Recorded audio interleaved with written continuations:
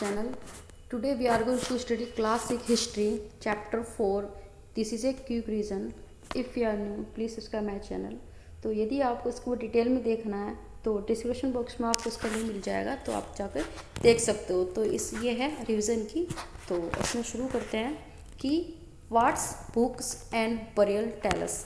इसका है, ये चैप्टर का नाम है कि क्या बुक है, और जो बरियल्स है, बरियल्स का मतलब जो भी कब्रें हैं उनके बारे में वो हमें क्या कहती है। तो उसमें शुरू करते हैं हम। इसमें there are the 4 type of Vedas. हमें पता है कि जो वेदास है हमारे 4 तरह के होते हैं, जिसको हम एक ऋग वेदा बोलते हैं, दूसरा साम वेदा बोलते हैं, तीसरा यजुर्वेदा और चौथा है अर्थवेदा। तो 4 तरह के हमारे ये वेदास हैं। Let us learn about the each them in the detail. हम इसको सबको एक एक करके पढ़ेंगे डिटेल में। तो सबसे पहले है हमारा, देख लेते हैं Rigveda. It is the oldest the Veda and the compose about the 3500 year ago. ये सबसे पुराना आप कह सकते हैं वेद है, और इसको बनाया गया था 3500 साल के पहले। The Rigveda include the more than 1000 hymns. आप कह सकते हो कि जो ऋग्वेदा में आपको 1000 से भी ज़्यादा आपको हिम्स मिलेंगे, मंत्र मिलेंगे, जिसको हम सूक्ता बोलते हैं, सूक्त बोलते हैं, या वेल सेड बोलते हैं। आप इसको वेल सेड का मतलब एक अच्छा जो भी कथन कहा गया है। These hymns are in the praise of various gods and goddess. आप कह सकते हो कि बहुत सारे जो देवी देवताओं के प्रशंसा में ये जो मंत्र होता है वो बनाए गए हैं। आप कहते हैं कि जो 3 gods are the specially important. ये जो भगवान है, आप कह सकते हो 3 भगवान हैं, ये काफ़ी महत्वपूर्ण होते हैं जो भी हम मानते हैं। जैसे सबसे पहले अग्निदेव बोलते हैं, जिसको हम गॉड ऑफ फायर बोलते हैं, मतलब अग्नि के देव। फिर इंद्रा बोलते हैं, जिसको वॉरियर गॉड बोलते हैं, मतलब युद्ध के देवता। और सोमा एक प्लांट होता है कि विच ए स्पेशल ड्रिंक वाज प्रिपेयर्ड, कि जो एक तरह से पीने वाला एक आप कह सकते हो एक पेय है। आप कह सकते हो कि most of the hymns were compose. अब जो हिम्स है वर कंपोज बनाए गए हैं, मतलब आप कह सकते हो कि बहुत सारे मंत्र बना गए थे। टोट आप कह सकते हैं कि वो पढ़ाए गए थे और याद कराए गए थे लोगों के द्वारा। A few were compose by the one. कुछ ही जो हिम्स होते हैं वो वुमेन के द्वारा तैयार किए होते थे, बनाए गए थे। बाकी के सभी मैन ही बनाते थे।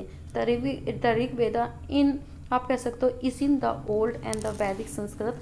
जो भी ऋग्वेदा है वो आपको वैदिक संस्कृत में लिखा हुआ मिलेगा और काफ़ी पुराना है।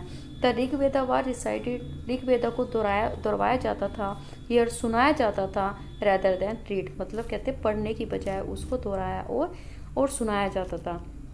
It was written down the several century after, और बहुत सारी सेंचुरी तक उसको लिखा गया। और उसके बाद जो सबसे पहला जो कंपोज किया गया, जो रिटेन में हमें मिला है, प्रिंटेड मिला है, वो आपको 200 साल पहले से कम से भी मिला है। फिर आगे देखते हैं कि how historical study the Rigveda, की जो ऐतिहासिक है वो किस तरह से अध्ययन करते हैं ऋग्वेदा का। Some of the hymns in Rigveda are in the form dialogues. आप कह सकते हैं कि जो हिम्स है काफ़ी ऋग्वेदा में एक डायलॉग की तरह होते हैं। This is part of the one has the hymns, जिसको आप एक इसमें एक हिम्स का एक पार्ट दिया है। ये डायलॉग है जिसमें एक सैग, एक साधु है जिसे विश्वामित्र बोलते हैं, और 2 रिवर उनके बीच में वो डायलॉग दिए गए हैं। तो वो ब्यास थी और सतलुज नदी, और आप कह सकते हो कि विश्वामित्र के बीच के डायलॉग्स है जो ऋग्वेदा का एक पार्ट दिया गया है। तो आप यदि वो डिटेल वाली जो बुक है उसमें वो दिया है तो आप जाके देख सकते हो। देयर वाज वर्शिप गॉडेसेस, और वो क्या कहते हैं कि गॉडेसेस का मतलब जो भी देवियों का एक पूजा है, पूजा की तरह से वो दिखा गया है। अब जो हमारी कैटल्स होती हैं, हॉर्स होती है, एंड द चैरियट। कैटल का मतलब जो भी पालतू पशु होते हैं, हॉर्स में घोड़े होते हैं, और चैरियट का मतलब होता है रथ। There are many the prayer in the Rigveda. बहुत सारी जो प्रार्थना की गई ऋग्वेदा में वो कैटल के लिए है, स्टेशन बच्चों के लिए है, जो चिल्ड्रंस के लिए है, और हॉर्स घोड़ों के लिए है। हॉर्स वाज आप कह सकते हो कि जो घोड़े होते थे वो बैटल्स के लिए, लड़ाई के लिए यूज़ होते थे। Battles were the for the land water and to capture the people and the cattle. जो भी लड़ाइयाँ होती थी वो भूमि के लिए, पानी के लिए, या फिर लोगों को कैप्चर करने के लिए, या फिर जो पालतू जानवर होते हैं उनके लिए। There was no regular army. उस टाइम कोई भी रेगुलर आर्मी नहीं थी, सेना नहीं थी, but there were the assemblies assembly where the people, मिले कि बहुत सारे असेंबलीज के स्थान मिले थे जहाँ पे आप देख सकते हो कि वहाँ पे लोग मिलते होंगे और डिस्कस करते हैं किसी भी मैटर के बारे में, चाहे वो अपने देश के, अपने इलाके के युद्ध के बारे में हो या फिर किसी भी शांति के बारे में हो। अत्यधिक ये क्या होता था कि जो most of the man took part of the wars and the also the choose the leader, बहुत सारे जो लोग होते थे उनको ज़्यादातर एक युद्ध के लिए ही प्रयोग किया जाता था और उनमें से क्या होते थे, कुछ लीडर को, कुछ नेताओं को चुने जाते थे। Wealth are the kept by the leader, जो भी संपत्ति होती थी वो लीडर के पास ही रखी होती थी, उनके द्वारा रखी जाती थी। Some were given to be the a priest, और कुछ प्रीस्ट को, पुजारी को दे दी जाती थी और जो बाकी बची होती थी वो डिस्ट्रीब्यूट की जाती थी, जो लोगों के द्वारा उन सब में आपस में डिस्ट्रीब्यूट कर दी जाती थी। अब ये कहते हैं कि आप कह सकते हो कि जो वर्ड है, word to describe the people, let us see the some of the word use to describe the people the found in Rigveda. Rigveda में जो लोगों के लिए जो भी आप वर्डों को या अक्षरों को जो भी डिस्क्राइब, वर्णन किया गया है, तो उसको देखते हैं।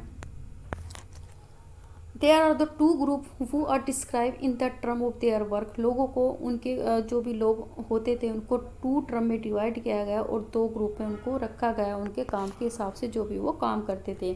सबसे पहले तो प्रीस्ट होता था, पुजारी होता था, who were also the called ब्राह्मण, उनको ब्राह्मण बोला जाता, जो भी पुजारी होते थे, और they use to perform the various ritual, और वो क्या करते, बहुत सारे धार्मिक अनुष्ठानों को संपन्न करते थे, यज्ञ वगैरह करते थे।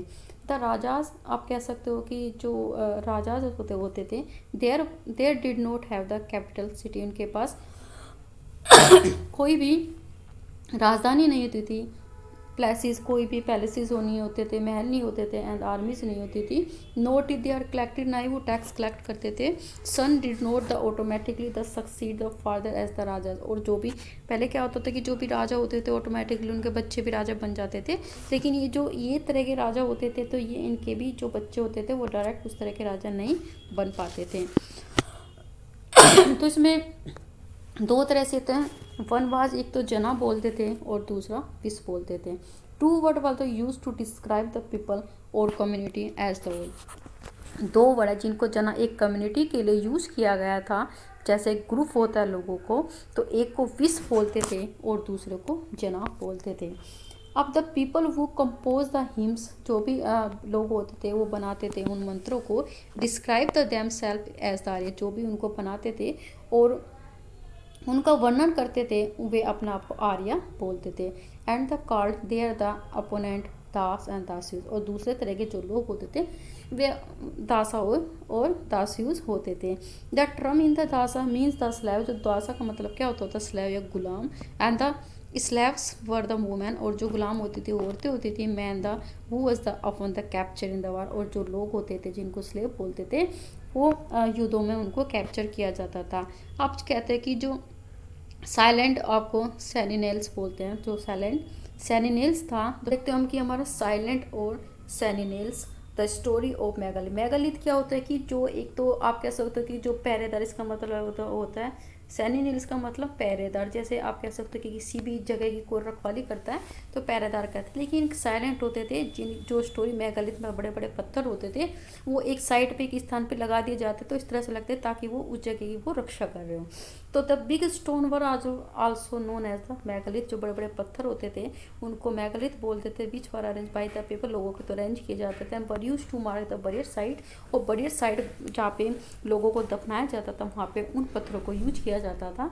The practice of erecting megalith the began about 3000 year ago. यदि आप कह सकते हो कि जो इन मेगालिथ को चुनने की प्रक्रिया थी जिसको प्रैक्टिस में ला गया, तो वो 3000 साल पहले था। और सबसे पहले जो आप कहते हैं प्रिवलेंट जो उसको यूज किया गया वो दक्कन में किया गया था, दक्षिण एरिया में किया गया था, साउथ इंडिया में यूज किया गया था, in the north east and Kashmir में। तो 3 जगह, दक्षिण में, साउथ इंडिया में और नॉर्थ ईस्ट ऑफ कश्मीर में। और the burial have been the some common features, लेकिन जितने भी ये जो बरियर साइट्स थे सब में एक सामान्य तरह के फीचर्स थे, सामान्य तरह की स्थिति थी। The death of the barrier was the A destructive pot, कि जो भी डेथ पर्सन था, जो भी लोग होते थे उनको दफनाया जाता था एक डिस्ट्रक्टिव पोट का मतलब एक विशेष प्रकार के बर्तनों के साथ भी चारता कल तो black and the red ware, और जिनको एक आप कह सकते हो काले और लाल रंग के वेयर्स होते थे, बर्तन होते थे, उनके साथ उनको दफनाया जाता था। फिर finding out about the social differences, आप किस तरह से बता सकते हो कि उनमें सोशल डिफरेंस रहा होगा, कि वे लोग बाग अमीर होंगे या गरीब होंगे, तो उसकी साइड से आपको पता चल जाएगा। तो इससे क्या क्या, क्या होता था, the object of the found with the skeleton, जो भी ऑब्जेक्ट होते थे उस कंकाल के साथ, मतलब जो भी मिले हैं आपको, so archaeologist think that the object may have in the belonging to the death person, और ये माना जाता था कि जो भी डेथ पर्सन के साथ जो भी चीज़ें मिलती है कि शायद वो उसी से वो वही उसी तरह की यूज करते होंगे। तो there was the differences in the status the among the people, इसलिए उनके स्टेटस का पता चलता था, उनके ओहदे का पता चल जाता, वो वार पीरियड जिनको दफनाया जाता था। Rich the people was the period with the more gold beads, और जो बहुत सारे जो अमीर लोग होते थे उनको तो गोल्ड की बीट्स के मोतियों से, या फिर स्टोन बीट्स जो पत्थर की बीट्स होती थी उनके लिए, कॉपर बैंगल्स तांबे की जो चूड़ियाँ होती थी उनसे दफनाया जाता था। तो पता चल जाता था कि वो तो अमीर लोग थे। Where as to poor the people were buried with the only few pots, लेकिन जो गरीब होते थे उनके लिए तो बस कहते हैं कि कुछ ही बर्तन के साथ उनको दफनाया जाता था। फिर आप आगे आया कि for the some burial spot means the form the certain family, बहुत सारी जो बरियर साइट्स होती थी, जगह होती, तो माना जाता था कि वहाँ पे हो सकता है कि सभी फैमिली के लोगों को एक साथ ही दफनाया गया है। People belonging to the same the family were in the buried in the same place, और ये माना जाता था कि जो भी मतलब लोग जो भी वे साइट्स होती थी, ऐसा जब माना जाता था कि एक ही फैमिली के लोगों को वहाँ पे दफनाया जा गया होगा।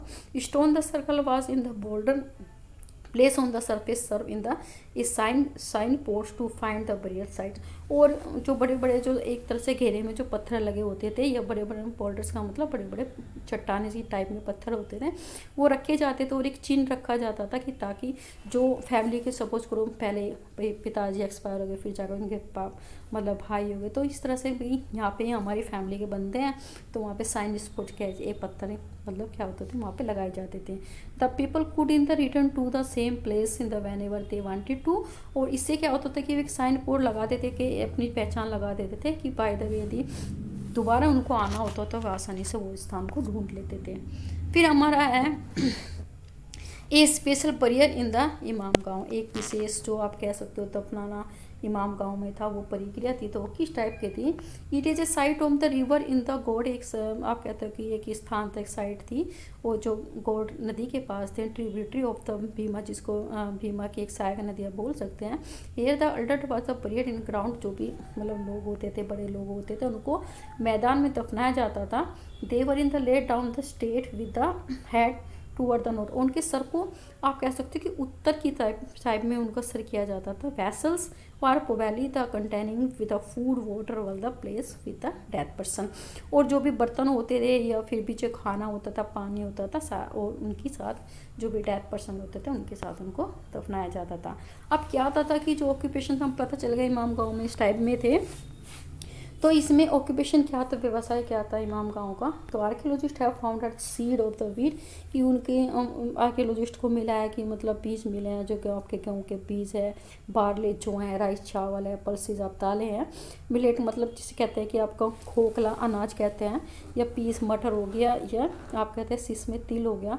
तो इस तरह के have in the cultivated agriculture, शायद ये जो कृषि में ये उनको बोते होंगे। In the cut, it is the bone of the many animals so that they have been the use as the food, और आप बहुत सारी जो हड्डियाँ भी कटी हुई मिली है, जिससे पता चलता है कि शायद वे लोग उन जानवर की हड्डियों को खाने के में यूज़ करते होंगे। Food such as in the ber, और फूड यूज़ करते थे बेर, आंवला, जामुन, डेट मतलब आप काजू कह सकते हो, बहुत सारी मतलब वेराइटी की सारे बेरीज होती थी वो यूज़ करते थे फ्रूट में।